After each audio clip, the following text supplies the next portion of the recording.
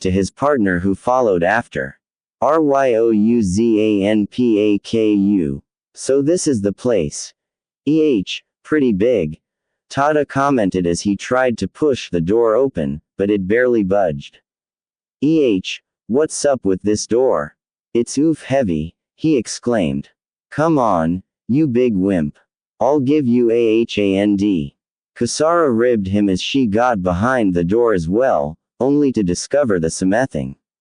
What the hell? She yelled in exasperation. Oh ho, visitors. A voice from behind them asked.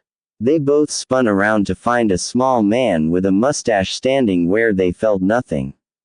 He snuck up on them like some kind of ghost. The tour gained their bearings as they regarded the man. Yeah, we were given directions to. Just made Chunin, she asked, but this place by a short kid with crazy blonde hair must beta man's eyes dawned in recognition. Oh, you mean Naruto-chan. YTHE ones he was expecting. Please do come in, he beckoned as he delivered a simple palm thrust that nearly swung the door off of its hinges. Whoa was the shared reply from the two Chunin as they walked inside to see the other masters training in the yard until the one that invited them ran up to them. Hey, glad you guys made it. I'll show you around before we have that spar. He greeted them excitedly as he nearly dragged them on a tour of the place during which they saw several eye-popping things happen like a patch-eye punting a training dummy into Leo low Earth orbit. Segura reducing another one into sawdust with what seemed like a single SW pie off her blade. Sakari ripping a steel girder in half with a flurry of punches and the seemingly wiry ice swinging around heavy stone statues with ease.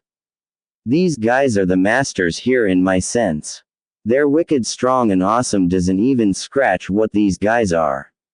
They taught me nearly everything I know.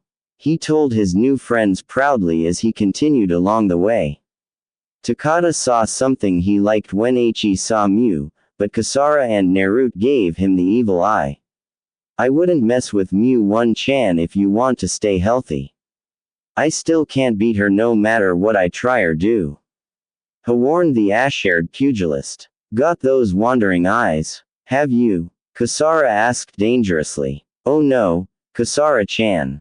I'm just having a look around, he explained. I'm sure, she muttered. She has a bit of a frantically, hoping she bought it. Why complex about her bust size? Being an A- cup at 19 was pretty embarrassing. The two women here in the dojo had to be pushing up at least, making her a bit.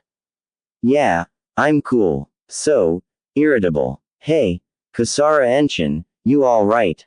Nar asked innocently. We can have our what's next, kiddo? She asked, changing the subject.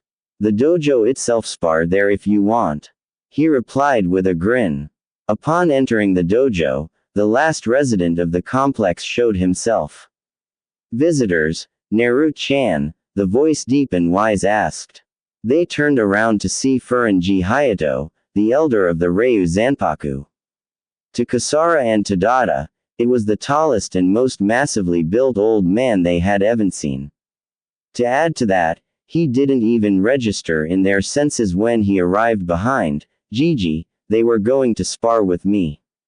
Nar informed his relative. Really? Them? Hey now, that sound like fun. The old man clamored as he ripped off his top to reveal the ludicrously built body again.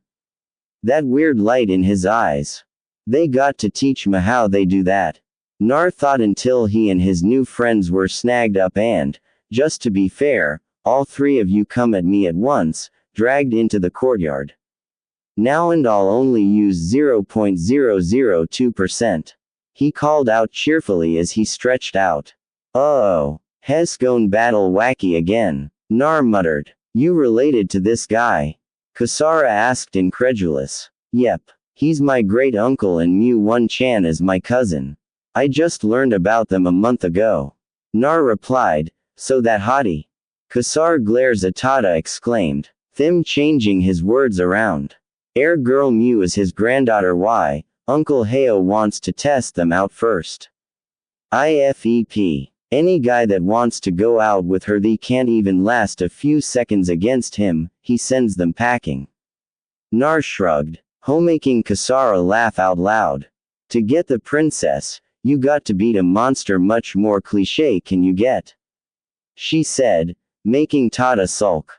Nar noticed that his great uncle had vanished during their impromptu conversation, his eyes going wide. Holy, incoming, he shouted right as a ridiculously powerful blow impacted right next to them. The sheer force sending them flying in all directions. All three recovered in the air, landing on their feet and tried to regroup. But the old man was fast, really fast, fast enough to stop them from linking up or trying any moves alone. So Naruto made a few cage bunchan to try and distract him while he'd asked. I'm still on the fence about that. Jesus, is he human? T got them together too. Nar replied with deadpan. Look, what's the plan guys? Kasara asked her de facto team. Well, I'll make a few more cage bunch and try to keep him busy while we all sneak in and at least try to engage him. It's the only way. Naruto offered. Well, it's better than nothing, I suppose. I'll hit him from up, Tada offered. Then I'll go right down the middle. Thigh, Kasara said. I'll go low if my clones will help each of you get close, but you'll be on your own from there. Nar warned, getting ready to launch a distraction. Kasara and themselves to attack while their clones coiled up, ready to pounce. Go. Nar shout das he weaved through hand seals. Fuuton Dappa. The wind attack wasn't meant to any actual harm, but to kick up enough dust to obscure what they were about to. Kasara, T, following Ada, Naruto, and the clones used the cover to attack the Way Master. But their plans through to the Letterada's uppercut was caught. Kasara's heel drop was blocked and Naruto's Mubiyoshi was completely ineffective. With one massive movement, the elders shook them all off and sent them flying again. This time taking them down. Ah, now wasn't that was fun? Children, he asked them, a serene, grandfatherly smile on his face as he sat down on the pile they landed in. You age. They all collectively moaned as he dragged them over to Akiyame to sort them out and patch them up. Meanwhile, Kisame and Itachi had made their way over towards the edge of town, but had bumped into Karana, Asuma, and Guy en route, engaging in a short scuffle with them. They gave them the slip with Mizu Bunchans while the real ones reached Ryu-san Paku's gates. Kakashi and Sasaki. Sasaki in hot pursuit of his brother arrived on the scene shortly after. After finding that they weren't there, they continued their search. PF Big Gate. Maybe they're compensating for something. Hitachi. His curled while the much shorter Uchiha pinched the bridge of his nose in annoyance at his partner's strange sense of humor. He was trying to sense anyone other than the Kobe container within the compound, but was coming up empty. It should be safe, Kisame. Open the gate, Itachi ordered. Kisame complied as he swung his greatsword Samahata at the door with all of his might. But it was like banging a stick against a steel beam, sending vibrations up Kasami's arm. Whoa, now that's a gate. Kiss commented as the tremors in his hands calmed down. Ah, visitors. A new voice from behind asked. They both wheeled around to see someone even taller than Kisame standing there with a curious look on his face. Ah, yes, we are looking for one Naruto Uzumaki. Might you know where ho catch more fleasis? Itachi inquired politely. He believed in the saying, why, and this often got him the info he needed without resorting to force. With honey, Appa Naruto-chan, he's in here. Apache cheered, not knowing who they really were and what they wanted. Apache put a finger against the door and shoved it open with force to spare, making Kizum feel strangely inadequate. That aside, they followed the giant of a man inside, quickly finding their target who was busy getting his bearings back along with his two new friends. Narkin, you must come with us. Itachi told him. What? As more of a command than anything else. Nar looked at the two strangely. Why should I? He asked. Our organization desires to gather all those like you to meet the goals of our leader. Now come with me, Itachi demanded again, reaching out for him. As he did that, a shout of rage and pin-prick of ki diverted his attention. Itachi prepared to die. Sasaki screamed as he charged up at Chidori while running at his brother with reckless abandon, madness dancing in his sharing. Before Kakashi could save his favorite student, the masters had already intervened. Sakari holding a now dangling and even more highly pissed Sasaki, if that's even possible, by the wrist. Let me go. I must kill Itachi. Let me down, commoner. Sasaki raged and ranted at the mountainous karate Kaho simply ignored him to focus on the missing nin. You got a lot of nerve coming here. Gaki Sakari growled. Uchiha Itachi. What might you possibly want here, and with our student no less? Akiyame asked of him evenly. For our organization to achieve its goals, we need the ones who house the 9 demons within them. Narutkin is but one of them. Itachi told them, ready to flee if the odds soured any more than they already have.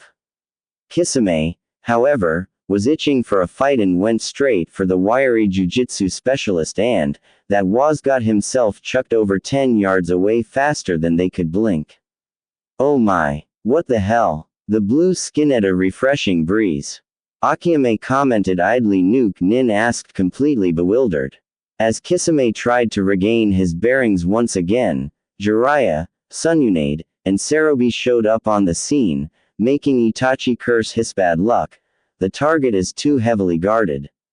I would barely be able to take one of them, much less all of them. This mission is a failure, and we must retreat. The Uchiha killer thought. I told you to be careful, Kisame. These are not ones to underestimate just because they are not shinobi. They can easily outclass even the Sonin if provoked, with the elder being far beyond even that. We must go now. We cannot succeed as things stand. Itachi warned, preparing their escape by casting the Amaterasu, the black flames. Using this unnatural firewall, they quickly made a beeline for the outer hills just beyond the village borders.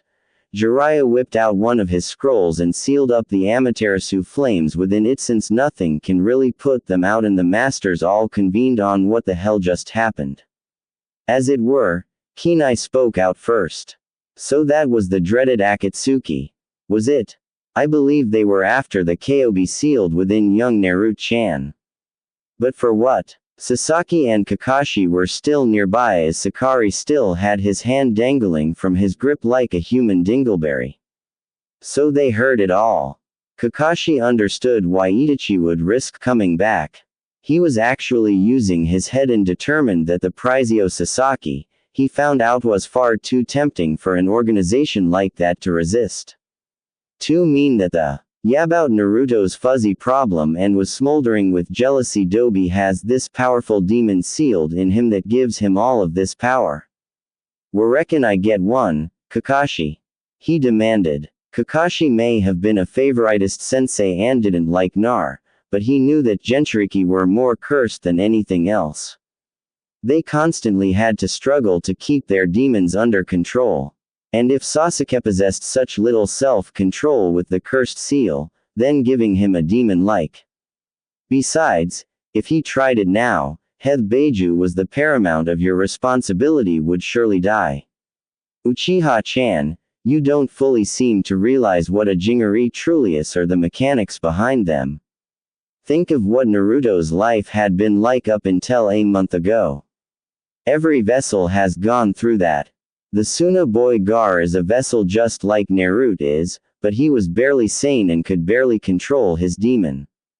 Hayato told the arrogant boy sternly. Don't look down on me like I'm as weak as the Dobi or the nutcase Gari can handle that power. I need it to kill him. Sasaki snarled until Sun cut in. Look, you arrogant little underscore, all vessels start out as newborns due to the fact that once your coils are set, sealing the demon would rip you to shreds. Not that I'd care. She snarled right back at him, making him falter. Then, why is the Dabi so special? He retorted. Because he was born the night the Kyobi attacked. He was our only and I may hope, and he's handled the demon better than we dreamed possible. The Yuas wise when he selected him for the task. I should know as I was there when it happened. Serbi answered. Sasaki didn't like hearing the truth, so he lashed out at the closest target, Naruto himself. I deserve it more than you. He raged until a left straight give me that power. Dobi knocked him senseless. Beat it, brat. You've worn out your welcome here. Tada scowled. Kasar placing a hand on Naruto's shoulder. They liked Nar. They really did.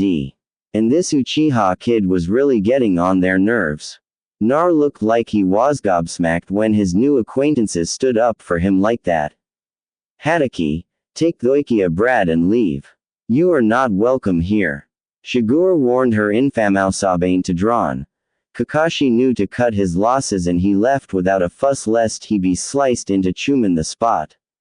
Once the hub died down and the Tunin pair took their leave, Jiraiya asked if everyone, Mew included, could come to the dining room to hear what he was about to say.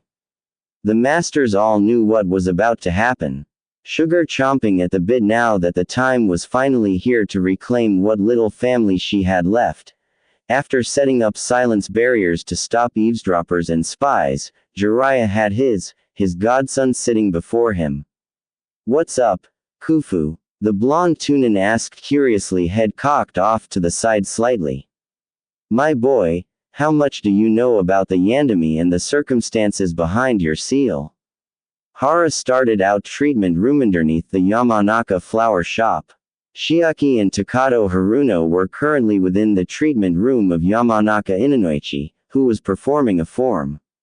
The commotion she had caused at the of psychotherapy on their daughter awards ceremony today was the last straw. And seeing as how she was currently unconscious due to one of the Junin incapacitating her for her outburst, they shed all pride and pleaded with Anoichi to help cure their daughter of her obsessions. Eniki was reluctant at first. He remembered how badly Sakura acted toward his daughter before and Ino's accounts of how Sakura managed to do what very few had of Endone, reject the Shintention.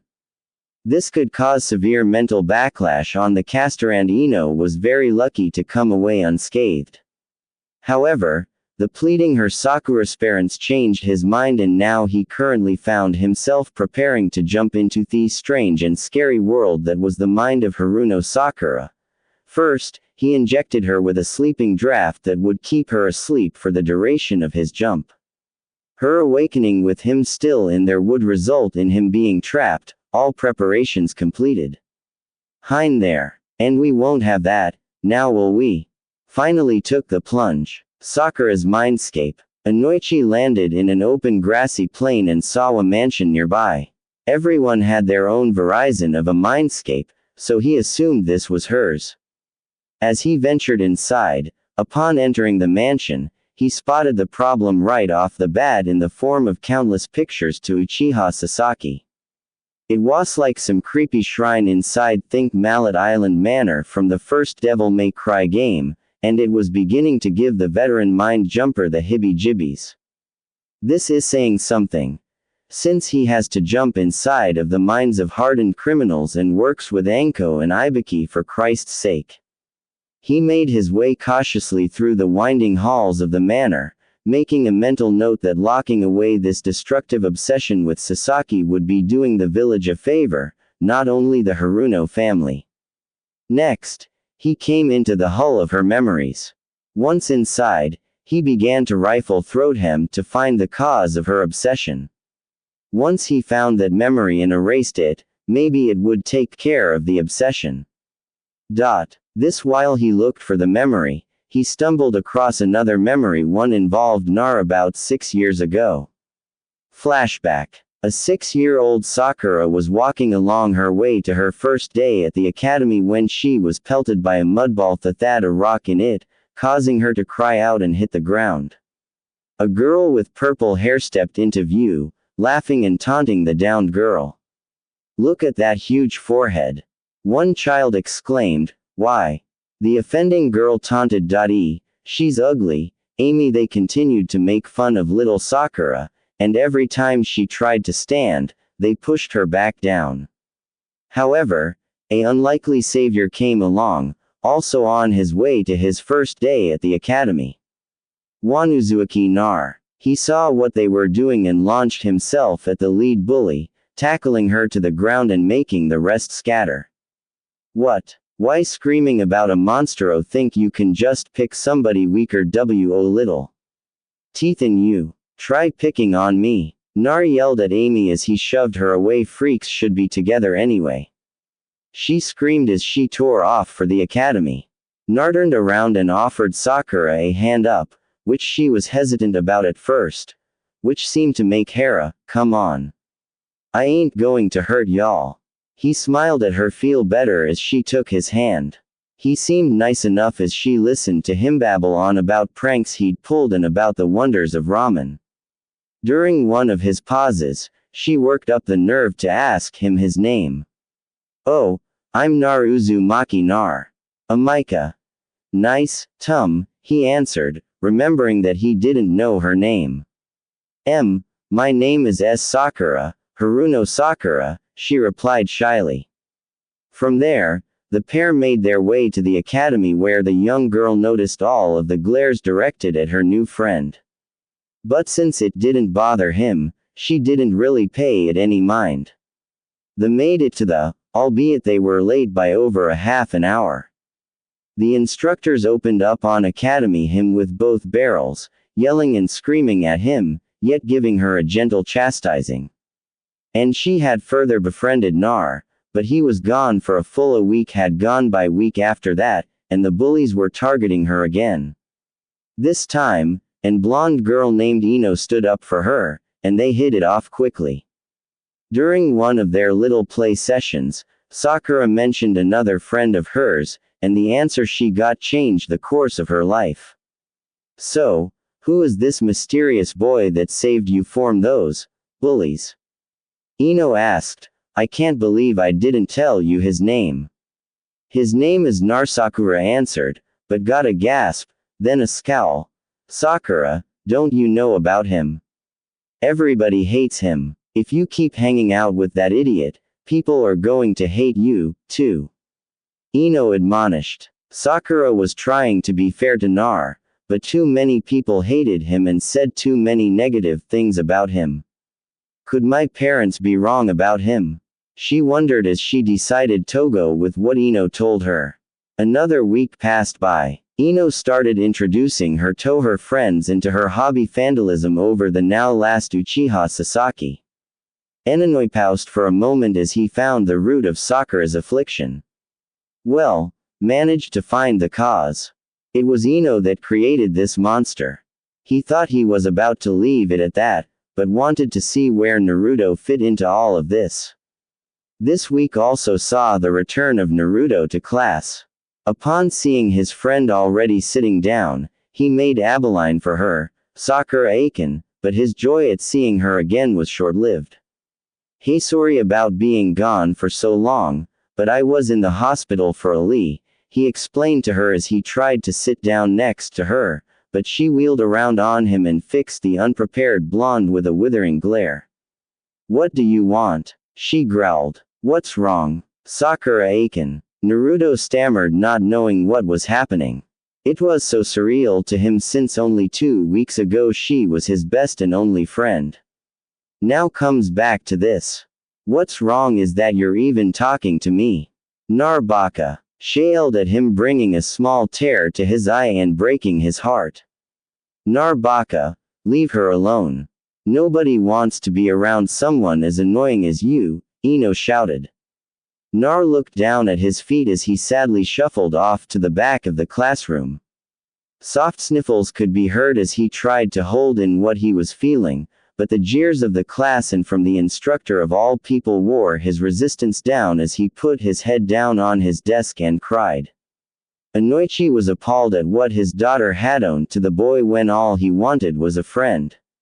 What galled him even further was the fact that this happened after he had a talk with her about said boy.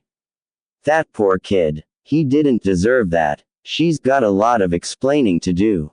Eniki thought as he exited her mindscape, or at least tried before a massive hand scooped him up and held him threateningly. Shona, what the hell are you doing in my head? The massive being that looked like Sakura with the kanji fur inner on its forehead.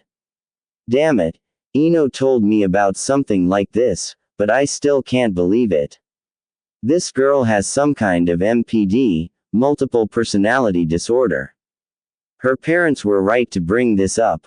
We can't have shinobi running around like this. Eniki mused. Easy there. Put me down. I am Ino's father and I was asked by your parents to enter your mind. He tried to reason with the being, but it only served to infuriate it even more. So that little weakling Sakura's parents finally wanted something done about me. I got rid of that blonde kid that she suppressed me with before, and now I can do the same with you. Inner Sakura roared as it started to bear down on Enoi with all of its might. That's it. The kid gloves come off, he thought as he began to assert himself with more authority. I just thought I should warn you. You're not dealing with a Manaka. Don't force me to get rough, the elder Yan amateur like my daughter warned, which went unheeded. Fine, I warned you, he muttered as he gathered all of his will, pried himself free, and knocked her away with an invisible fist. After the inner persona was stunned, he swiftly went to work on binding up the violent entity. He could tell that this persona was what one could call so that he could seal it away. He could tell that this persona was what one could call an ID, one that had been controlling her emotions since Ino caused Sakura to doubt herself in her choices. The ID was about to take control when Naruto befriended her and helped to suppress it. Once Ino did what she did, it weakened Sakura's contralena for the ID to swoop in and it twisted her thinking into hating him with a disturbing, keeping him at a distance and keeping her after Sasaki, who it knew Sakura could never obtain, keeping her confidence down while slowly siphoning away her soul bit by bit. This also prevented Naruto from aiding in suppressing it again, seeing him as a critical threat to its existence. No sooner than the ID had been sealed and awaiting disposal, a doorway appeared out of nowhere that had locks and chains all over it. As Inoichi reached for it, the dust cleared to chains and locks fell away, leaving the door to creak open loudly reveal the Sakura from the memory, curled up into a ball as if she were sleeping. He cautiously walked up to the girl and shook her awake. The girl yawned lightly and, "Oh, hello. Who are you? What are you doing here? It might find you. Sat up slowly. You have to leave." The younger Sakura warned, looking around. "Oh, that thing," he hissed, gesturing to the sealed mass behind him with his thumb. Young Sakura's eyes went wide with surprise at the sight. "Wow, you're really strong," she gushed. "Inoichi. Now, as I said before, I'm Ino's father and the good graces to color slightly. Your parents asked me to enter your mind to see what was going on," he told her. She asked, Sugo, so you're Anakin's daddy?" "Yes, I am now then, Sakura-chan." "What can you remember? Have you been locked away here long?" Themon Jumper asked as part of making his diagnosis. "Well, the last thing I remember was Inoichi telling me that Naruto-san was bad and that I shouldn't be around him anymore, but he was so nice to me and saved me from bullies." "Why would Enoch-chan do that?" she asked. "Whoa, she's been locked in here for over 6 years and her cognitive memory ends where. Now that the ID has been taken care of, the ID took over, however, her mind will revert to where it was 6 years ago. This means that all of her shinobi training will bellows to her and she'll almost have to start over again as well as maturing from scratch. At least she'll get a chance to start over and hopefully repair the mess that ID made off her life."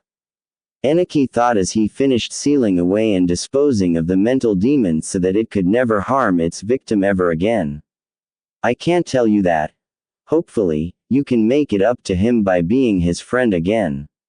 He did nothing wrong and hurt no one. Just remember that and you will be just fine.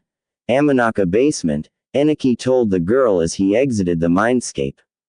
Back in the Y. Then his head rose. Enenoi jerked suddenly as his soul and mind returned to his body. Sakura's parents had been waiting for nearly an hour after he took the plunge into their daughter's head and eagerly awaited news of any sort. How is she? Is our daughter all right? Takado asked of the therapist. Eniki proceeded to tell them about what he saw inside her head, about what caused her obsession with Sasaki and how it all spiraled downward from there, including the meeting with Nar. They were happy that he saw it within himself to help their daughter. He then told them about what had caused all of this in the first place, about the ID. Her parents gasped in horror and shock at what their daughter had within them. It was a similar situation to that of the Uzuki boy, only he seems to be in control and a generally nice boy, judging by the. However, Anoichi had yet to tell them the worst part. Before they could even memory move, a light enveloped her, scaring the crap out of all adults present. Once the light died down, Sakura was still there, but she was different. What the hell happened to our daughter? She shrank. Tado bellowed. They were now staring at a 6-year-old Haruno Sakura, still dressed in her red dress, which was now way too.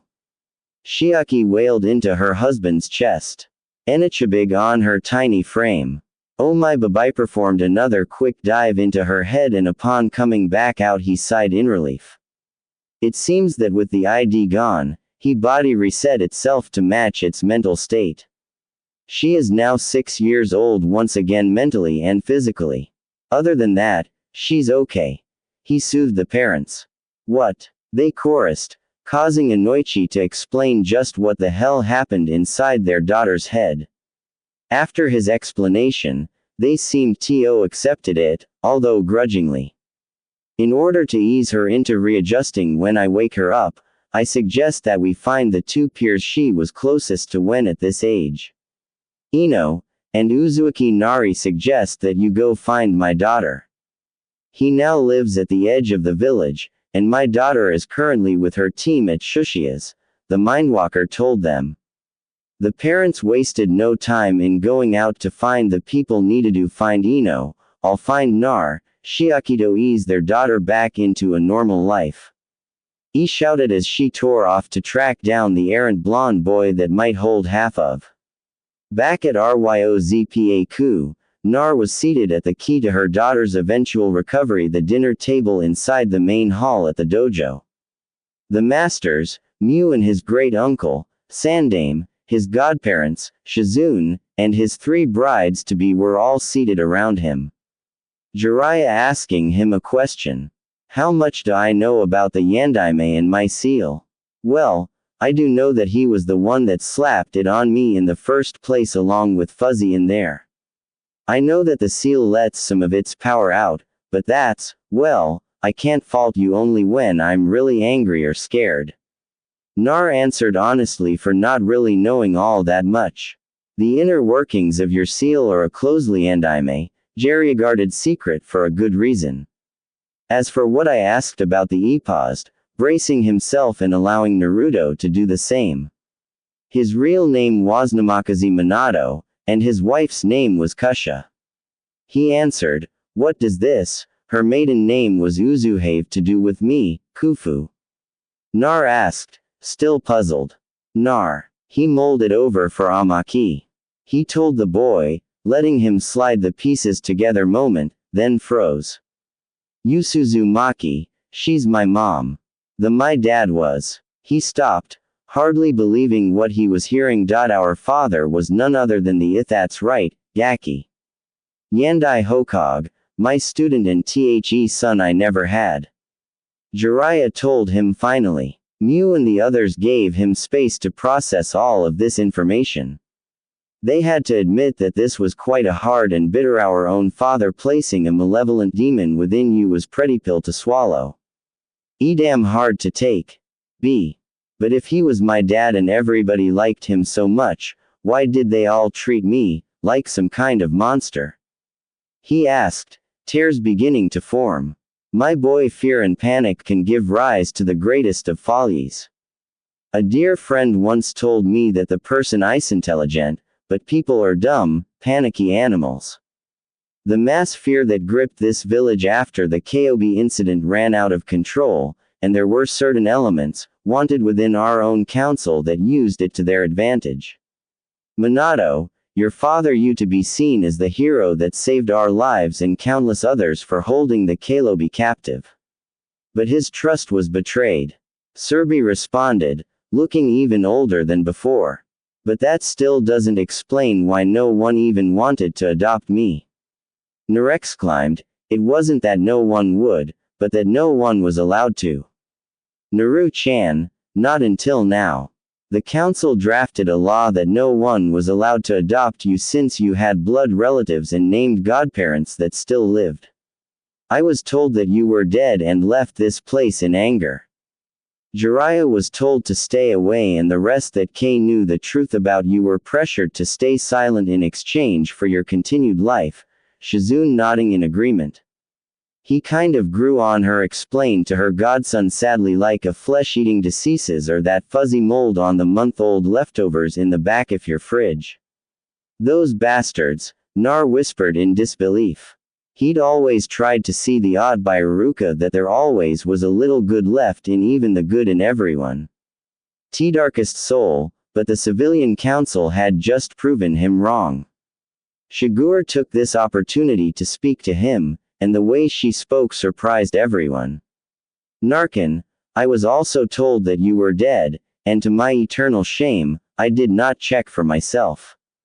I was too distraught to even think clearly and I simply killed off my emotions to forget about the pain, but that is no excuse for my neglect. The weapons mistress spoke out as she told him her story and of how she was supposed to be his only Chan. Please forgive me, she begged, her bow so low that her bangs were touching the tatami. But Henner was stunned even further with all of these truths coming to light. This day was nothing if not enduring. He stood and walked over to the woman and hugged her as hard as he could. Oni-chan, I forgive you, he muttered into her ear. Shigar simply broke out into the first honest and unguarded smile that the masters had ever seen as she hugged him back.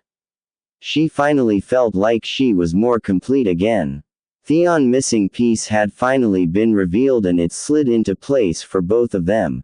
From now on, I will take up the Uzumaki name along with Narutkin as I have no need for this false name any longer, daughter of Uzumaki Kosa and I am now Uzumaki Shigure Namikaze Minato, an older sister to Uzumaki Narut, future Roku of Konoha, she declared in a crisp, clear voice. She no longer had that verbal pause that she once used, and her eyes seemed to be teeming with life once again. The rest of the people present were happy for the newly reunited family. The girls were still in shock that Theondaime, no one they truly liked, was really the only son of the Y. Since they liked him without knowing his real heritage, no one could accuse them of liking him only for his lineage. Like the Uchiha's fangirls, their feelings for him were real and no one could contest that. Now, Sununade was also happy about this development for her godson and the fact that his chosen future wives honestly cared for him, famous or not. She was also happy that Nar had now been reunited with his sister, not by blood, but close enough. Shigure was Kusha's protege and adopted daughter family as much as Shizune was. Kusha was like a daughter to her like Shizune was. So that made Nar and Shigure like grandchildren. Although she would never admit to that. Jera cleared his throat to gather everyone's attention once again. I have one final piece of information about your mother. This also explains the Kobe attack and why it happened. Jiraiya spoke again in a tone that was very serious. Outside the dojo walls, Haruno Chiaki had finally arrived at Ryu Zanpaku and managed to squeeze herself in through the gap in the gate since it was left open. Making her way inside, intent on finding Nar. She could see soon figures behind the shoji screens in the main hall, so she decided to go there, believing that Nar might be there, that whoever was in there would know how to find him. The door was left open, a slight crack, negating the soundproofing seals Jera had placed on them as he continued to weave the tale of the chain of events that led to the Kyobi attack. You see, Naruto isn't the first Jinchuriki of the Kyobi. There were two others before him. The first host was the wife of, and Kusha's relative, Uzumaki Mido. The Shadaime, Sununade's grandmother when she died of old age. The Kyobi was then sealed into Kusha herself. After she had married the wife finally Andami and she was giving birth to you, a Manamdu Chiha Matera sought to take advantage of the Kyobi by yanking it out of the host when the seal was at its weakest when a female host gives birth. She managed to survive the Kyobi being ripped from in childbirth. But one of the people who delivered you, the wife of Surbi Sensei, and many Anbu had been killed. Anandime managed to wound Moa before he had the Kyobi attack the process. The why, it took the combined effort and lives of both of your parents to seal it Konoha. Finally within you. They loved you, kiddo. Never ever doubt that. The Toad Sage and Gotham Hokage finally told his godson. Shiaki was floored as was everyone else in the room. Not even the masters or even the elder knew the whole truth about the Kyobi attack. She didn't hate the boy like most everybody else did, but saw him as another victim of the attack. Now that these facts were brought to light, she was even further shocked that the two vessels before Naruto were married to the Shoin Yandai. Thiendaime and the previous vessel was his own mother Hokage and that the wise strength that this boy possesses seems to run in his blood and he holds relations to at least 4 of our 5 cages. Amazing. This really is karma at work here. Shiaki thought as she shifted slightly, lightly bumping the shoji screen and getting their attention. Surbi demanded in his most command whoever is there to show yourself authoritative voice, the rest of the room's occupants readying themselves for a fight. The door slid open to reveal a head of pink hair. Sakura, what the hell are you doing here? Get out, Nar shouted. He was ready to evict the trespasser by force until sheer not Sakura. Ho raised her head to show her face, making Naro skid to a halt. Yar you? Nar asked. She got down into a submissive bow, her head held low and eyes on the floor. Utsuaki-san, please help me help my daughter Sakura, something happened to her. Shiaki told the room full of occupants, flooring many of them an ID. How did that go unnoticed for so long? Weren't the academy shrinks supposed to weed things like that out? And just how in the name of Kami did she shrink? That doesn't make any sense. Sununade asked. I truly don't know, but Anoichi-san managed to subdue it and dispose of it. But as I told you, Naruto-san is one of the only people that can help her at this point. The other bring Inozan. Unfortunately, they both want nothing to do with her. The woman managed to get out before she started crying again. The girls were all still super pissed at Sakura for her antics, but this truth MW and Sugar threw their opinions of her for a loop. It now appears that she was under the control of this idea. And now she's younger again. They could understand that Nar would be thrown for a loop and would struggle with himself on the matter if he should help her or not. Nar was at a loss over what to do. He now knew that the reason that she turned on him wasn't really her fault, that she, however, was like him in a sense for a while, only it controlled her. He was still pretty sore about all of the humiliation, pain, and heartbreak she had caused him over the years. Noticed her godson's conflict with his conscience. Naru-chan, this is your choice to make, not mine. She told him as he mulled it over. Well, her parents weren't ever mean to me, and they said that it was this thing inside her that made her hate me. Sakura was my friend at one point and my first friend. Now she's reisted back to where she was still my friend. But what about Ino? She had a hand in this too. I need to talk with her about it now. he mused. He then turned to Mrs. Haruno. Haruno-san, tell me where she is, please, he asked of her. Chiaki was overjoyed as she hugged the young Chunin, both of them standing up again. I'm going to go help them. I'll be back, he told the rest of the people present, but Sarubi and Jiraiya stopped them. I'll only say this once. What you just heard is an SS rank secret. No one must hear of this beyond those here today. The penalty for letting this information is a slow, gruesome death at the hands of Morino Ibiki and Midarashi. Am I understood? The new god I'm asked. His question laced with an edge to it. Hokage-sama. Chiaki swore, her green eyes rife with seriousness.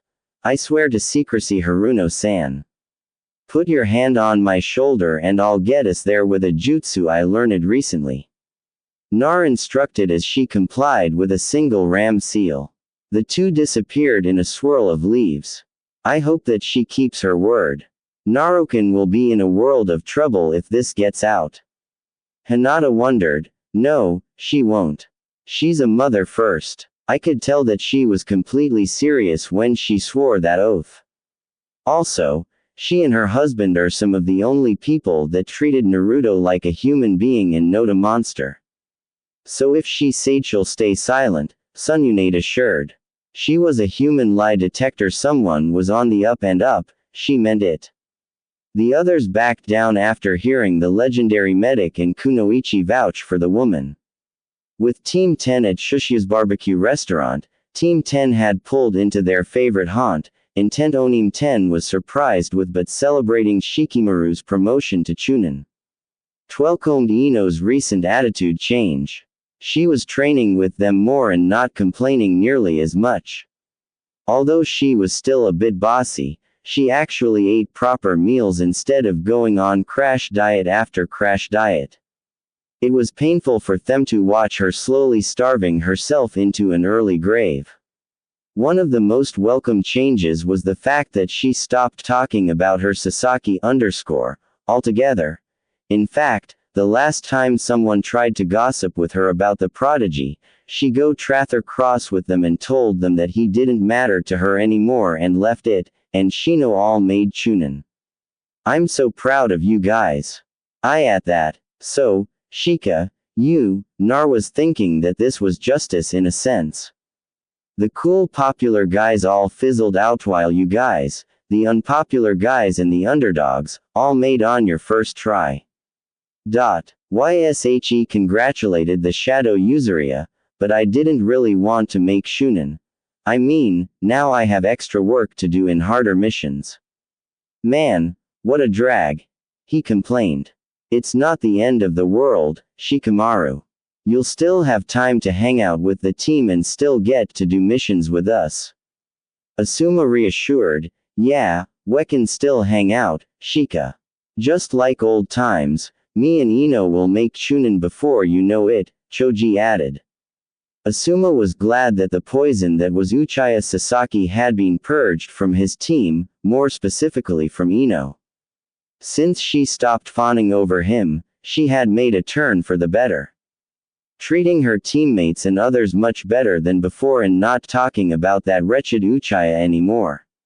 He was about to reflect some more when a brown-haired man burst into the restaurant and was looking for someone. His eyes scanned the room before locking directly onto his team. Ino specifically. He was about to stop this man until she spoke out first. Aren't you Sakura's dad? What do you want with me? She asked, wary of anything to do with Sakura. Haruno Takato wasted no time in recapping what had happened after the ceremony, including all of what Inoichi had told him. So that's what kicked me out of her head. An ID? Those things are dangerous. I could have been killed by that thing and Dad destroyed it on his own. But the Sakura I first met ceased to be once I spoke bad about poor Naruto. I still haven't been able to apologize to him for that. And poor Sakura. No, she's a 6-year-old all over again. The young mind walker thought sadly. I'll go with you. Let's go. She almost shouted as the pair ripped out of the shop bound for the Yamanaka residence. Why Yamanaka residence? Just as Naruto and Chiaki arrived via Shanhen at the Yamanaka house with Ino and Noburo running at them from the opposite direction. Ino smiled softly when she saw Nar in his new Chunin vest and walked. I just wanted to say was all she said before over to congratulate him. Hey there, Narshe was cut off. Save it. Just save it. I already know about how this all happened, Enoan. But just leave it for now and let's go inside. We have some damage to undo. Nar told her with a tense voice, unable to look her in the eye. Ino understood why he was so upset since it was proven that she was the one that set this all in motion by not heeding her father's advice, setting this chain of events into motion. She indeed felt horrible about it since Naruto was really a decent guy and Sakura was his first and only friend at the time. I don't know if I own Naruto'll ever make it up to you or to her, but I'll do my damn best to try. Naruto, I owe Naruto and Sakura that much to at least help in fixing this mess I helped to create. Ino thought sadly as she led Nar and Sakura's parents inside. She brought them downstairs to the treatment room, a place where she had done most of her training in her clan's arts. There, both parties saw the pink-haired girl still sleeping peacefully in the deep chair she was set into. Eniki, who just came back into the room while finishing a small sandwich, saw them. Ah, good. I'm glad you could come. Naruto-kun. Now, before I wake her up, I believe that my daughter has something to say to you. But she didn't need the cue. Nar, Eniki told him, slightly glaring at his daughter. I was just young and stupid trying to fit in. But that's no excuse for all of the so sorry things that I did and said to you, even though my parents told me that I should try being your friend. I just thought that I was helping Sakura, but I just wound up hurting you both. I swear I'll make this up to the two of you. No matter how long it takes, no matter what it is I have to do, I'll do it. Please just give me the chance to make things right again. Ino pleaded with him, stunning even her own father with how far she was willing to go to make amends. Nar stood and thought hard for a few moments with his eyes closed and arms crossed. After thinking for a moment, but until then, it came to a dashin. I will wait until I hear what Sakura has to say, least be civil to each other. Me getting pissed at you won't solve anything. Narizand. Ino smiled lightly. There was still some hope left. After all, she didn't want them to hate her, and she was kind of getting attracted to her fellow blonde. A little more so now that he was showing extreme restraint and forgiveness for the living hell off a life she contributed to. Eniki grinned at the young Chunin for showing benevolence when he didn't have to.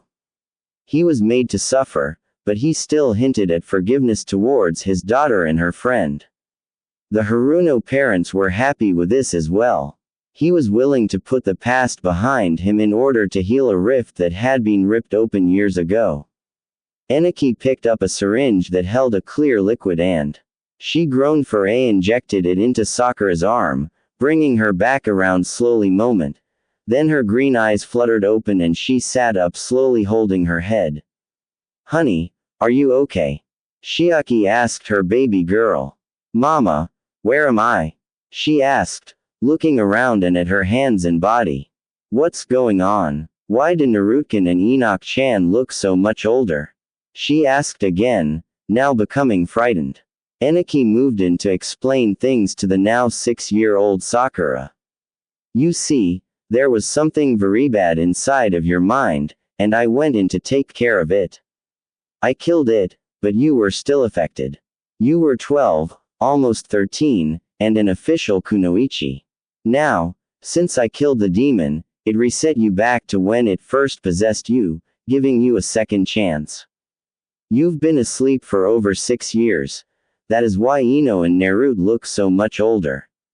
Little Sakura tired up, sniffled, and he told the little girl to soothe Harem sorry, and cried into his Chunin vest. Narthan launched herself at the closest person to her. Wah, I'm scared, Narun. She cried as he awkwardly patted her on the back as he clumsily racked his mind for something to make her feel better. Sakura Aiken. Don't be scared. I'm here. Ino is here. Why, don't cry, hey, our parents are too. He told her softly as he got her to stop crying long enough to look around. She immediately jumped from the blonde to her parents. Well, she was really cute at that age. Nar mused at the effect the young Sakura had on him. Without even trying, she broke through his anger and made him forget the speech intended to Sakura once she woke up. He couldn't hate her now. She was an innocent again. The Sakura that did all of those horrible and hurtful things to him was gone, leaving this scared child in her place. Ino. Shahad been told of what happened, but seeing it was a completely different story, ran back up to her room and fished out the ribbon that Sakura gave back to her when they both decided that they liked Sasaki. True to how she was all those years ago. Her hair was shaggy and fell in front of her. Sakura, Ino asked. Eyes. Hey, little Sakura turned from her parents and ran up to her in her mind. New friend. Huh, what's up, Enoch-chan? She asked innocently. Here, let me give you. Hathis, Ino said as she tied the ribbon into her hair, holding her bangs back. She now looked exactly like Ino remembered. She looked in a full mirror that was stored in the basement and giggled in approval. She bounded up to Nar to get his opinion.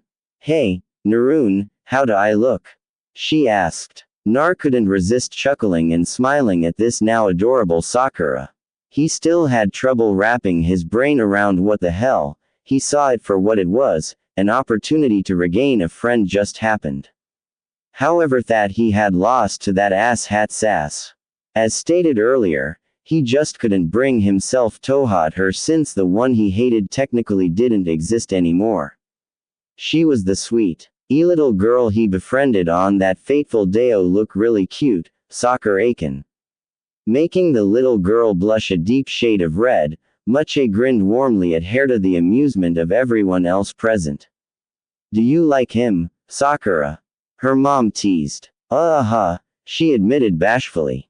Ino smiled sadly at what could have come to pass if she had just listened to her parents. Although now Naruto was treating her like a kid sister and Sakura was all too happy to lap up the attention, it was still infinitely better than the way things were before, and they looked happy enough with the way things are. Say, Enoch-chan, why did you tell me that Naruto-niche was bad? The little girl asked, expecting an answer that had better be good. Sakura Aiken, I was wrong about him. I said those things because I wanted everyone to like me, and I thought that if you stayed around him then people would pick on you even more. I thought that I was helping you, but I was wrong. He's one of the nicest people I've even known and one of the strongest. I still don't know why people hate him so much, but I know that they're wrong too. Ino admitted. Is that all? That sounds like a dumb reason to not like someone. The little girl commented. Eniki called Nar over for a second. Nar, do you think it's safe to tell them about your secret? With her mindset and Ino's acceptance, there's a damn good chance that they will understand. Eniki asked. He molded over for a second before asking Sakura's parents if they were comfortable with Sakura learning this. This is your secreto share, Uzumakiun. If it makes you feel better, then we approve. She needs to know the truth. Takato told him, his wife agreeing. Sakura Aiken, come here for a moment. Have something to tell you about me. Nar called out to the little girl as he sat down in a chair, this all. Sakura responded by bounding into his lap like it was story time. No, started 13 years ago on the night I was born. Nar began gently telling the child the truth in a way that she would understand. As he wound down the story, trademark intelligence that got her through the academy the first time showed itself. She asked, stunning the rest of SO, It's like you're a glass and you're holding water with her level of understanding. Nar confirmed her notion. Well, yeah, pretty much. That's all I am as a container. That's the stupidest reason to hate someone I've ever heard, she yelled as she threw her tiny arms around his neck. Nan is Ni-chan. That's all I care about, she added with a wide grin. If only everyone else were as smart as this little girl, Enonoi mused sadly, but Naruto pulled through. He's a strong boy and an even stronger ninja. It's too bad that he's so much older than her now. But it's still okay that she sees him as an older sibling, someone to look up to. He's a good role model for her and Naruto seems to be enjoying this too. Chiaki commented with a smile. After everything calmed down, Nar asked if he could take Sakura Tacit to have a look at her to make sure nothing went wrong, to which her parents readily agreed. He picked Sakura-chan. He asked the tiny girl up and got himself ready to teleport. Ready? He cast a look, getting an enthusiastic head nod in return. Before he shed them away over at Ino. I forgive you was all he told her as he teleported himself and his pint-sized passenger away to Ryu Sanpaku, hoping that his godmother or Shizune were still there. Back at Ryu Zanpaku, Naruto arrived back at Ryu Sanpaku in a swirl of leaves that was standard for many Konohashibi just outside of the gates as he set the now chibi Sakura down. The little girl walked up to the gates and tried to push them open, but it was an exercise in futility which was pretty damn fun to watch Spaceballs. The fight scene between Dark Helmet and Lonier. Nar chuckled as he assumed his stance. Damn, that's funny. Here, let me get the door, much to the awe of Mubiyoshi. The door flew open from the force of Naruto's blow. That was awesome, Ni-chan. Sakura cheered as Nar led her small child. Su boy inside. Come on, Sakura-chan. Let's go find my auntie and have her take a look at you. Nar told the little girl, who suddenly became a bit scared and clutched at his vest. Nar comforted. And no shots. She's just going to see if you're healthy and worried on like needles. She told him, no, she's not going to do anything like that. He said to soothe the frightened child. She seemed to feel a little better as he led her by the hand inside of the meeting room where it seemed everyone was waiting for him to return. No one left. You guys were waiting for me? He asked, a bit puzzled but glad that his godmother had stuck around. It saved him the trouble of tracking her down. No, we wanted to hear about what happened out there and what the end result was. Kenai told his future son-in-law. Yeah, so, spill the beans, Gaki. Sakura called out. No sooner than he said that, a tiny girl with pink hair stepped out from behind him, shaking in fright. Who the hell is this brat? Sakura asked in his own personal style, which seemed to scare her even more. I'm as scared Naruto ni, she cried, clutching his side for dear life. What did I do? Sakura asked, puzzled as to why she was so scared of him. It wasn't his fault since he had no experience with small children. I do believe that you come off as a touch scary for her. Sakura Akiyame explained to the confused karate CA. Hello, I'm Apache. The towering Mui master greeted the small girl who seemed to loosen up. Don't Beshi, Sakura. Say hello to Apache-sensei. He won't hurt you. Nar coaxed. Hello Apache-san. Sakura managed to squeak out in greeting. The girls saw her timid reaction and couldn't contain themselves. Ah, she's so cute. Rina exclaimed as she rushed up to the little. It is Sakura. So Thudisgirl Rachi following her. Hinata held back, noticing the pink hair. What happened to her? Hinata gasped in surprise as little Sakura looked up at her questioningly. She then tugged at her sleeve. Excuse me, why are your eyes like that? They look. All of Hinata's hatred for the kind of like the moon. The little girl asked innocently. Older Sakura had begun to dissipate. She was now coming to grips with the fact the Sakura she knew no longer existed and left this innocent little girl who was around Hanibe's age in her place. Just like her betrothed, she just couldn't bring herself to place her anger onto this now innocent child who knew nothing of what her former self had done. She looked down at the girl kindly and responded, "You see, my whole clan has eyes like mine. It's simply the way we're born. That's all," she answered. "Just different. But that's not a bad. Why patientlia, some people are just born that way thing. I'm different but I'm not bad, remember?" Nar added, to which the girl nodded. Sakura her head. "I know Naruto ni. It's just that her eyes are really pretty complimented. Thank you Sakura-chan. That was very nice of you." Hinata encouraged, patting her on the head and earning a giggle for it. Miu had her own misgivings originally, but upon hearing that she was literally a child again, she felt that she would need a fresh start and to be treated as a little girl should. She was above such pettiness and believed that she had been given a second chance and would not spoil it. She saw that Sakura's clothes were way too big on her now tiny frame, so she left upstairs to fetch some of her clothes from when she was Sakura's age. She came back down and helped the little girl dress into a pair of shorts and a gray GY top that looked rather cute on her. "Thank you, Miu-anan. I like these clothes." The little one thanked her with a wide grin. "You're quite welcome, Sakura-chan," Miu told her with a gentle smile. The little girl then bounded up to her adopted big brother figure to ask his opinion. "How do I look?" she asked him with a shy smile that all of the females in the room found completely adorable. They had a hard time accepting that this was the same psychotic fangirl back before her mental health took a swan dive off of Hokage Mountain.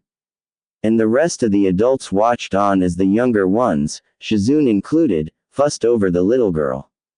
Rachi offering to give her some of the clothes that she outgrew years ago but were kept in storage. It's almost like fate granted her a chance to redeem herself. "I just hope that this works out and she grows upright this time," the medic commented as she stood up. "Oi Gaki, what did you bring her here for besides show and tell?" asked with a half smirk. "Oh, yeah, I was wondering if you could take a look at her just to make sure everything's alright," Nar requested of her. "Sure, let's gather to my office at the hospital," he told her godson nephew as she and Shizune left the building, motioning for them to follow. Nar loaded the girl onto his shoulders and followed after his godmother with Hinata, while Rachi left back to her place to pick out some old clothes that would fit the small girl, and Rina went to look through her things for anything she could use. Hato and the other masters looked on with pride as the younger generation saw it in their hearts to forgive and forget. Indeed, this generation has much promise. Sudi mentioned aloud, "I agree, old friend. This village is in good hands so long as young ones like them stay on this path. If they can do that, this village has a bright future ahead." Hayato agreed. "Yeah, the way I see it, I'm just keeping the seat warm for Nar till he's ready for it. He's got the heart for it now. Everything else just needs to catch up," Jiraiya said of his apprentice and god chilled as he and Serbi rose from the table and returned to the tower to deal with the fallout of Itachi's sudden appearance and his objective. "Now, how will we go about dealing with the threat of the Akatsuki? We already have Yami to deal with, you know," Akash asked. "Yeah, those psychopaths aren't just going to go away and they're just as badand powerful as this Akatsuki."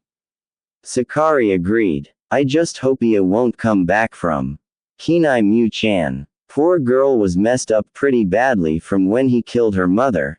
They all have apprentices ofatted, we will just need to be vigilant.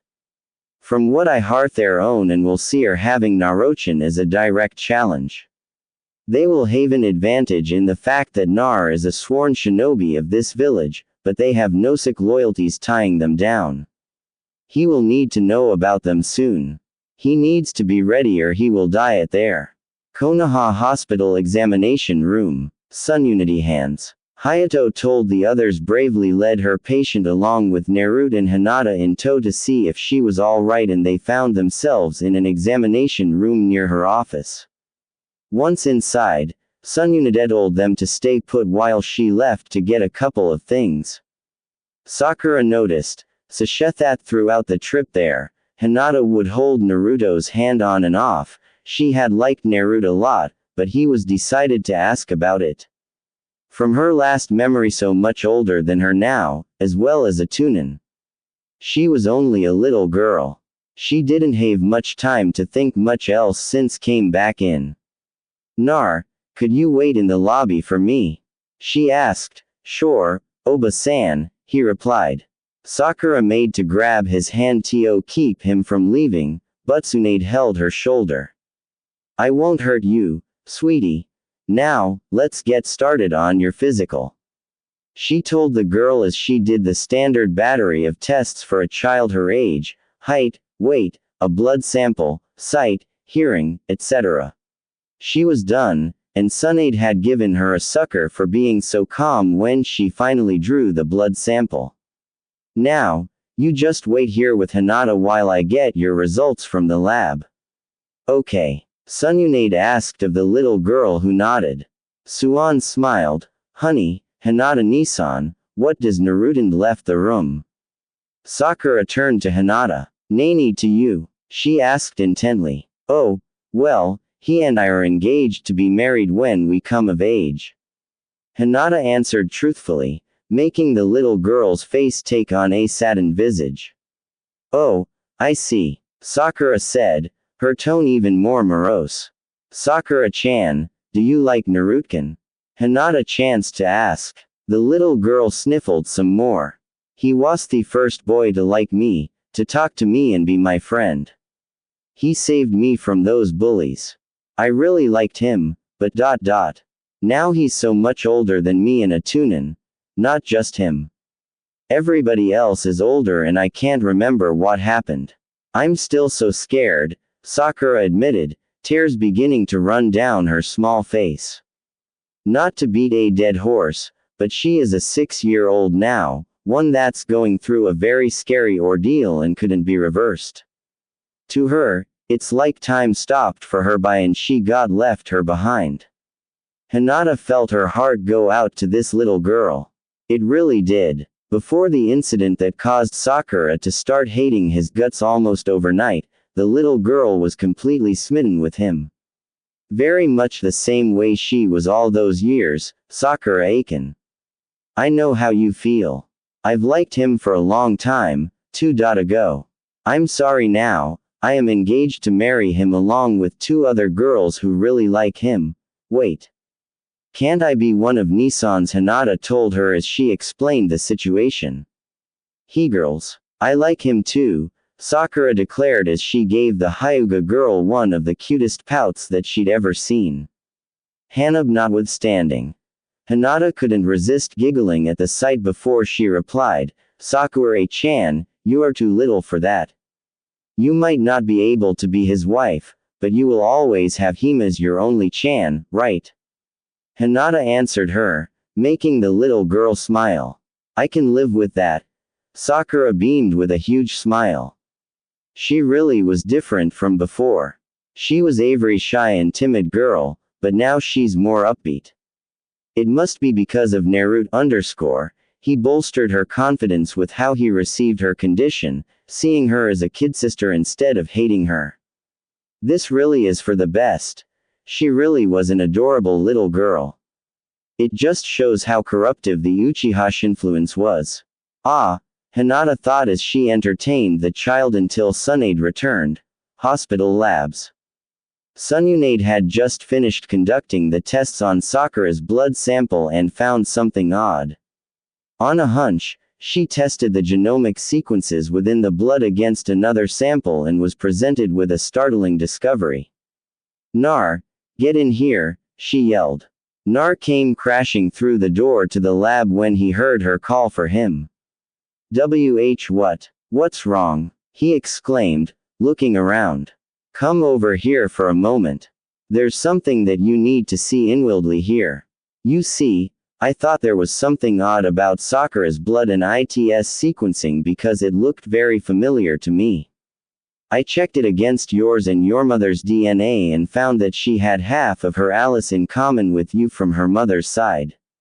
Shizune explained she had explained minor genetics to him during her tutoring sessions with him during the month prior to the Tunin exams. Sakura was a direct blood relation understood what had she was trying to say himself. A cousin. I was chasing after my cousin. Sick bad Nar blanched. Something wrong's asked with an amused smirk. She could see what his problem was, clear as day. I can't believe I was in love with my own cousin for a while. Anyway, who was she related to? Nar asked. I did some tracing with a blood sample from her mother and found that her mother's side of the family were Uzumaki, more specifically her mother herself. She and your mother shared the same parents. Shizune told him without looking up from her microscope. So Chiaki-san is my aunt? Nar asked completely bewildered. Yes, I myself am related to you by blood since my grandmother Wasi is. As you know an Uzumaki. So I knew what to look for. There's no doubting it. They are Uzumaki just like you. Explained. But where did their pink hair come from? Nar asked. It was more than likely a genetic quirk like my blonde hair since neither of my parents had blonde hair and neither did my grandparents. She is younger than your mother, so they may not have even known about it themselves. Yusuzu was destroyed when Kusha was younger than you and had been away for some time before that. So, she may not have even known about her sister or vice versa. The blonde Senju related to her godson, but one question remains. Lady Sunshade. One of the Uzumaki traits is having massive chakra stores and hers were well pitiful, Shizune posed. Well, that might be due to her father's DNA. He's from a long line of civilians, so their chakra stores are severely underdeveloped. That would explain her chakra deficiency. Surmised. Think we should tell them? Nar asked. I think we should tell them together and ask Chiaki what she knows about her family. Suggested as they left to get Sakura.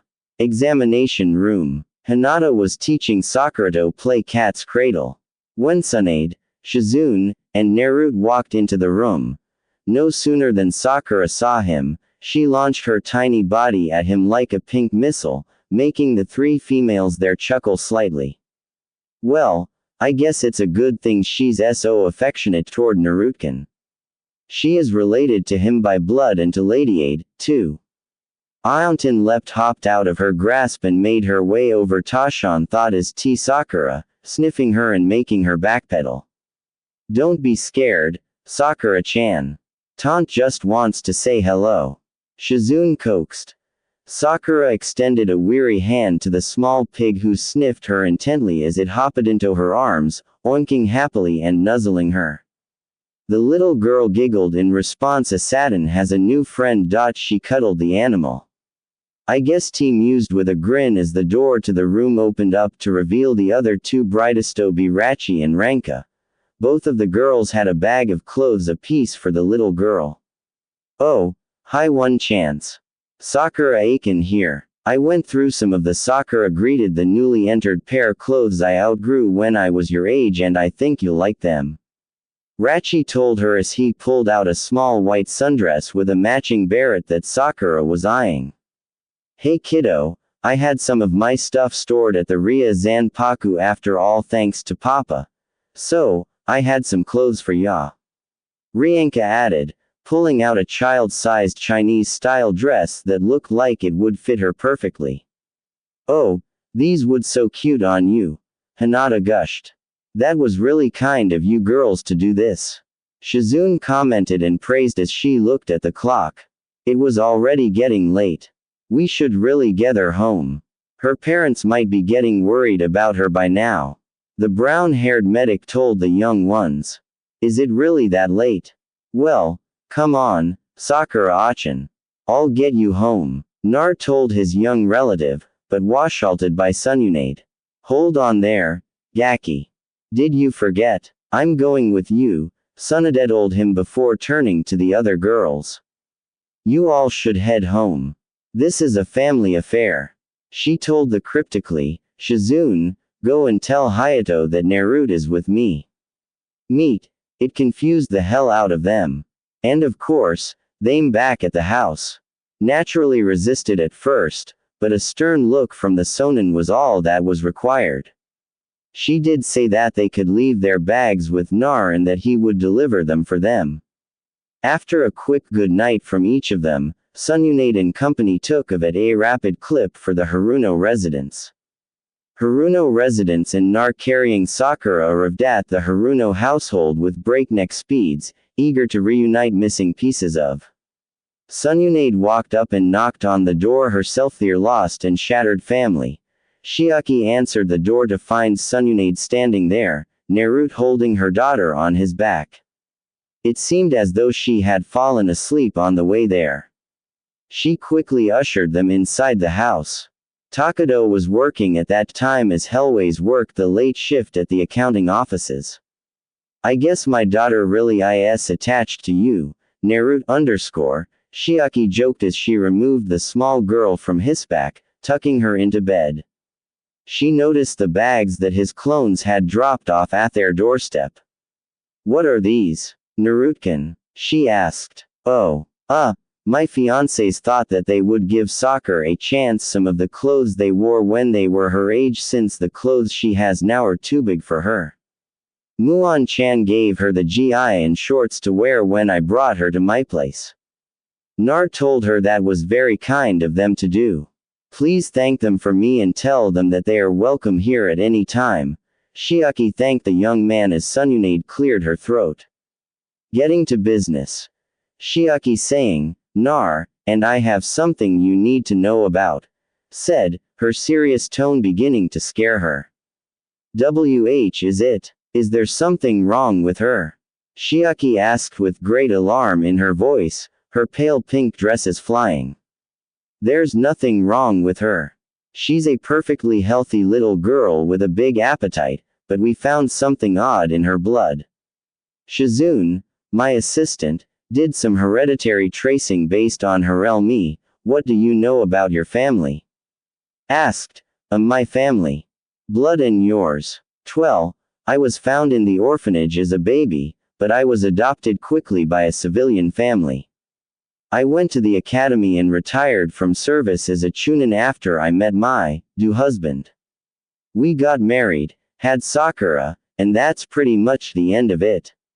Why you ask, Lady Sunade? The woman answered timidly. As I told you, we did some digging on a hunch and found whose family you belong to, and you have a nephew that you've already met, along with being related to one of the founding clans, as well. Our real maiden name is Uzumaki. Your blood sister was Uzu as a once close ally. Why Mumaki Kusha and by blood my relative as well. I guess you can figure out who your nephew is. Sununade smirked at her gobsmacked reaction. I'm an Uzumaki. She sked as she sank into the chair. Why? But since she left Yusuzu at such a younges, Uzumaki Kusha was your elder sisterage, it's likely you were born soon after, since she never knew about you. Add in the fact that nearly all information and records were lost when I destroyed Uzu. It was by no small miracle that you wound up at the orphanage here in Konoha, and in that's when you adoptive parents took you in. It's really kind of aggravating that we never saw the fact that you basically look like a pink-haired version of her. Bottom line here is that you are related to the Senju and belong to the long-thought dead Uzumaki clan, which now has two heirs. Naruto and his now younger cousin Sakura explained. Shiaki was happy to have learned of her birth family and of her birthright, but was still pensive. But what of the council? Once they catch wind of this, they will be sending wave after wave of suitors who are just after the clan name. They will want to turn her into breeding stock. Shiaki argued, like hell, I'll let that happen to or my family, just like Hayato Jezu 1-chan and Sugar 1-chan. To my Idoko. Ye'll kill off the entire council before I let that happen to her. Nar vowed, his eyes glowing blood red for a brief moment.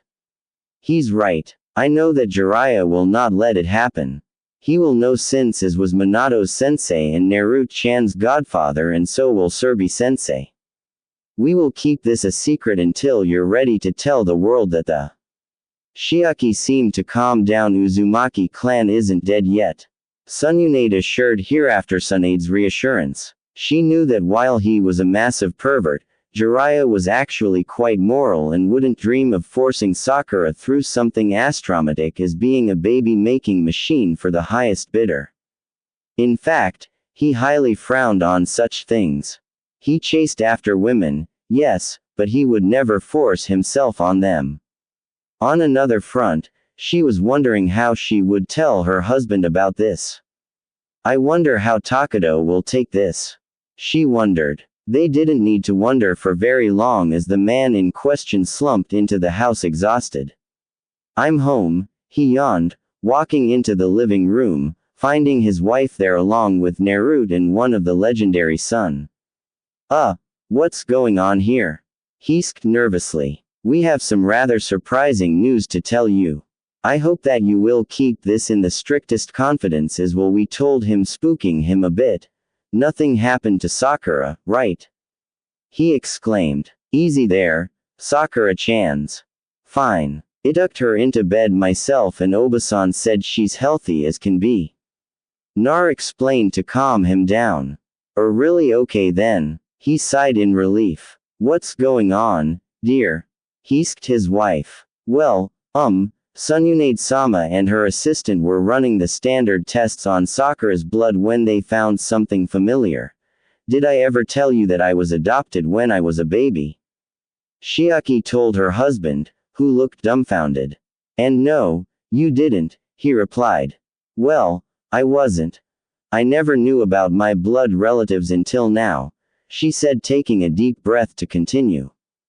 Sama found common elements within mine and Sakura's blood that ties us to one of the founding clans of this village as well as Tausid Sama herself and one more person. He's standing in this room now. She explained to him, trying to let him do the math himself. You're a Sinu? He asked incredulously. No, but I'm related to them by blood. The other relative that's here now is Naruto, my nephew. She replied, But then, who was his mother? He asked. That is the part that I was sworn to secrecy about. I've been authorized to tell you since you technically married into the clan, but you have to keep this a secret. Our daughter's welfare is hanging in the balance, as well as my nephew's.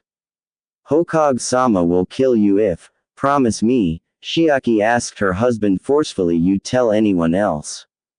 Now, trying to convey just how serious the situation really was. He hadn't seen her so serious and grave since her kunoichi days. Chiaki was a woman to be reckoned with back then, and he knew that she was dead serious about this matter. The added grave looks from Sununade and Naruto only added to the air of seriousness. I promise, I swear I won't tell a soul, Takado swore to his wife. I'll take over here. Chiakiunade spoke up, taking over the explanations. Most people today don't know this, but there was once a village called Uzu Shioker that the Uzumaki clan hailed from and were close allies with the Senju. So close that a woman from that clan was married to the Shatum Hokage, my grandparents. A woman from that clan had been married to almost each Hokage save the Sandaime and Gatom. Among them was Uzumaki Kusha, wife of the Yandai Hokage, the elder sister of your wife. As for what happened, from what we gathered, your wife is a few years younger than her sister, Kusha, having come to this village when she was very young herself. Just mere months after she came here, Uzu was completely destroyed by a combined force from Iwa and Kumo. By some miracle, your wife was found alive and brought to, where she was adopted soon after the orphanage here as a baby. The Uzumaki women are know for that explains why they never knew. As for her hair, they're red hair, but hers is pale pink. That is merely a genetic quirk. Take myself for example. Neither of my parents or grandparents had blonde hair, yet Ito. The bottom line here is that Chiaki's maiden name is Uzumaki and Naruto here is, he is the de facto Uzumaki her nephew. Since you have married outside of the family clan head once we can restore it and he becomes a Junin. Once that happens, you will be able to come out with the truth without the council's interference and meddling. This will include an alliance with the Senju, the Hyuga, the Lean Mafamilies, as well as Ryu Zanpaku. You stand to gain a lot of powerful friends and protection, provided you keep your silence. The blonde Sanning explained to him. This is crazy. Even worse, what Tsunade-sama said made more sense than I thought it would. Nobody knew anything about her real parents. Even her adopted parents didn't know anything. They always say that blood never lies. He thought as Hementali poured over the information he just learned. Hey, I know I'm just beating a dead horse here, but you need to keep this quiet, okay? I don't want to have to silence you since I just found out that you're my uncle and Sakura Aiken is my cousin. But I'll do what I have to do to protect my family. I don't want to make her cry, young Chunin told the full-grown man, his voice and crystal blue eyes as hard as the strongest steel. I understand, Naren. I too will do what it takes to defend my family. I may not be a shinobi or know how to fight, but I'll do anything to protect them. Takado responded to his declaration. Unade told and Tsunade grinned to each other and nodded. Welcome to the family him as they continued to go over the finer points of everything that he occurred. Well, we should really be going. I need to inform Jiraiya and Sensei while Nar needs to tell the masters and his great uncle the news. Informed them as they vanished in a swirl of leaves. Uchiha Clan District. Sasaki was sitting in his clan's library after days of scouring for anything that could be of use to him, reading whatever he could find to make himself more powerful. He was met with failure after agonizing failure. First, he was trying to find new training methods that he thought could have given Naruto his strength in such a short time, but nothing leapt out at him. After more fruitless searching, he stumbled across an old scroll hidden under a loose floorboard inside the Uchiha shrine. The scroll went into detail that a powerful enough sharing could subjugate a Beiju, or in this case, its host. As he read further along, trying to figure out how this could be done, he had to stop. He couldn't even channel chakra anymore for the remainder of his suspension due to how his chakra network was sealed. Upby the got him for how he busted out a Chidori. One needed a fully matured sharing Toyevan breach the outer defenses of the host. Then they needed the Manjaku to encroach on the Bu itself, provided they could get past the mental defenses that the host may have. Since he couldn't have a Beiju of his own, he'd settle for controlling one and making it his slave like his ancestor Moa did with the Kalobi. However, this was all pointing towards the impossible. He had no idea how to gain the eternal sharing, and he had no friends to kill to give him the Manjaku like Itachi. Damn it, why is it that the Dobi is always stronger than me? Sasaki roared in anger as Sasaki are you in here? Kakashi called out from the HE through the scroll-away doorway of the shrine. What do you want? Sasaki hissed. Are you still looking for easy ways to get more powerful? Kakashi asked exasperated. Yes, I refuse to let the dead last have something that I don't. Sasaki ranted as he began to tear the shrine apart to look for something else that might give him what he wants. Sash, the Buju are not to be toyed with. I was the Reen Dimes that night fighting the Kaobi. It took the entire village, 2 cages, and the sacrifice to stop it. Kakashi tried to reason with him, but it was in vain. Although through explaining this, he was starting to see that Nurad wasn't the problem. He himself was for not opening his eyes. For the first time in a long time, he was cursing his own foolishness. I didn't care. That demon inside him is the only reason he's so strong. If I had one, I'd be even.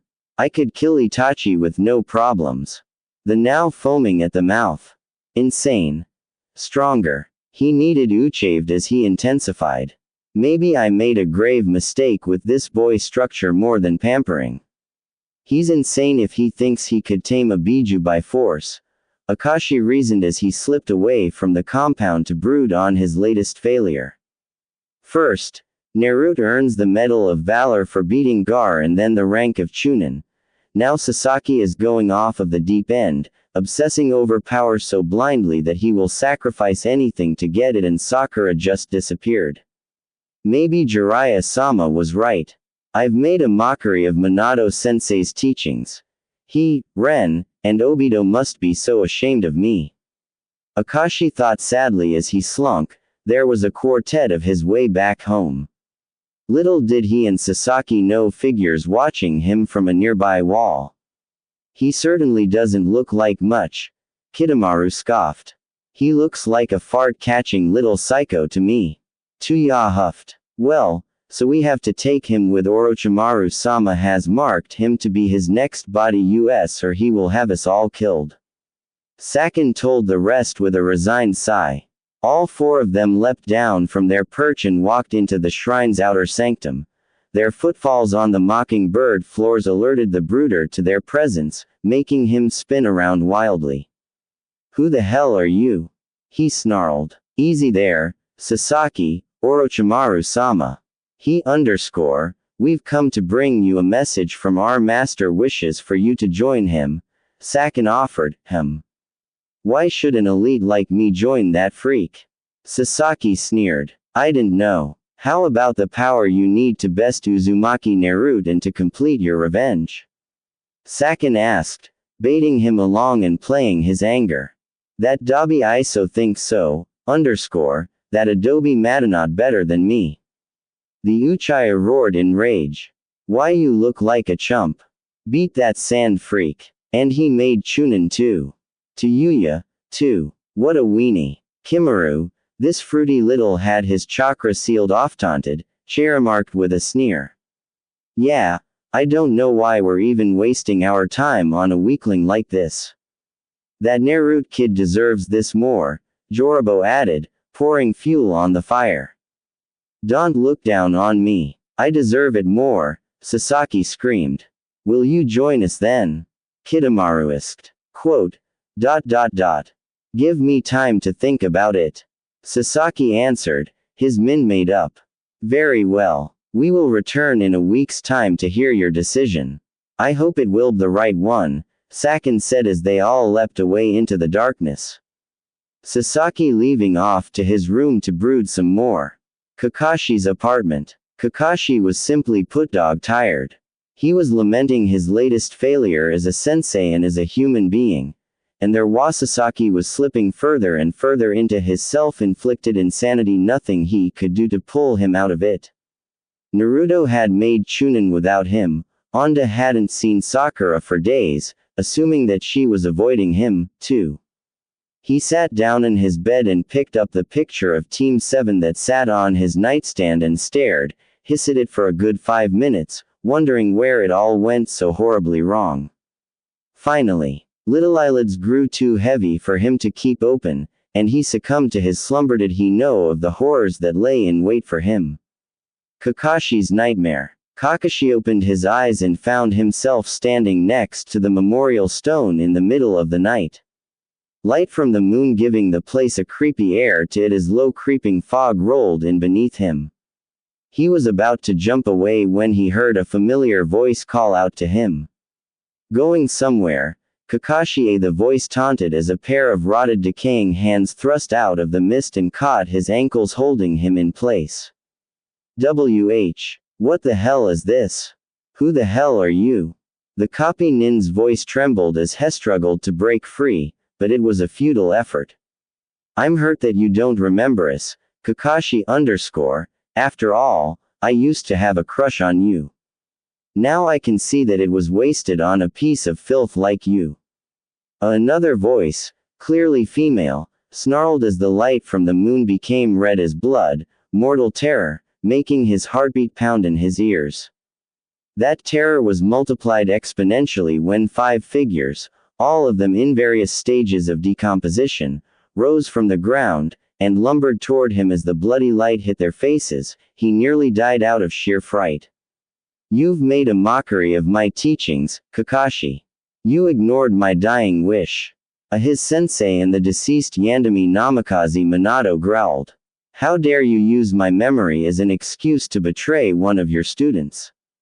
Achiya Oido yelled at him, his eyeless visage. Why? Glowering at him baleful, you hurt my bab, you betrayed his trust and mine. You will know suffering beyond imagining for this. Hideki Azumaki Kusha snarled. Witho committed the ultimate rage and hate, being the only thing alive in her dead eyes.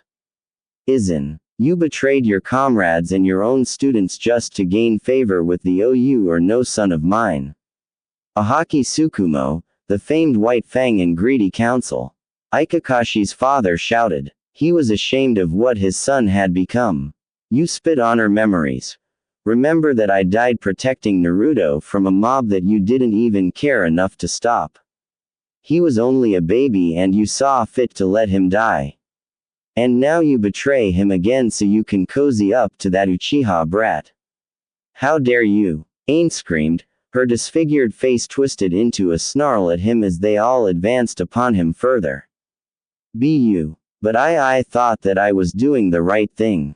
The council said. Kakashi feebly defended. The boyzo. Sasaki was supposed to be the Ville's savior. You betrayed is more honorable than you could ever be, and the Uchiha's soul is rotten to the core. The council only sought its own interests. As did you. Tsukumo yelled. You're spouting _, and you know it, Kakashi. He is the container that keeps Amito Bosama before him, Konoha safe from the wrath of the Kailobi. Like myself, Minato sealed the Kyobi within him with the explicit instructions that he was to be seen as a hero for what he had to endure. Akusha roared. So you took the word of those self-serving power mongers over mine. You brainless, gutless worm. I will see to it that you will join me in the Shinigamis belly for all eternity for your betrayal. Minato bellowed. But Sensei H dishonored your signature jutsu. He killed you. Kakashi pleaded.